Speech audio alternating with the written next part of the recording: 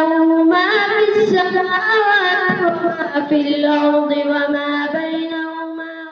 والصلاة والسلام على من بالسيف رحمة للعالمين، أو كما قال النبي صلى الله عليه وسلم: إن الذي ليس في جوفه شيء من القرآن كالبيت الخريب.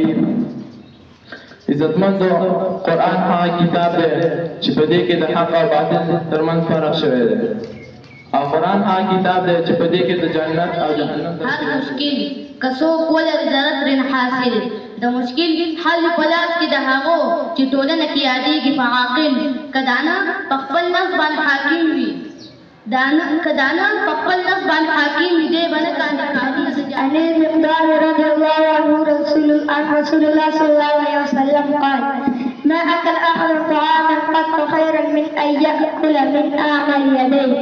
وإن نبي الله داود عليه السلام كان يأكل من عمل.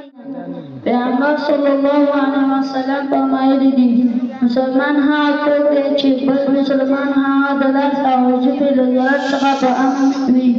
د مسلمان ځینې خویونه دا دي: د خپله وعده وفا کوي، تل رښتیا وایي او له دروغو ډډه کوي، صبر کوونکی او شکر سپین کوي، خلکو ته په ښو کارونو امر له بدو کارونو څخه. مدرسه د اسلامي ټولنې تربیې او د اخلاقو د بنسټ ډبره ده. دا هغه ځای دی چې چیرې چې د قرآن کریم، حدیث، فقه، عقیدې او اخلاقو روزنې اساس ایښودل کېږي. مسلمانان باید د مدرسې ارزښتونه وپېژني او خپل اولادونه دیني زده کړو لپاره وهڅوي. مدرسه د اسلامي علومو اصلي سرچینه ده. دلته د قرآن کریم حفظ، تلاوت، تفسیر او د رسول الله صلی الله علیه وسلم احادیث. بالله من الشیطان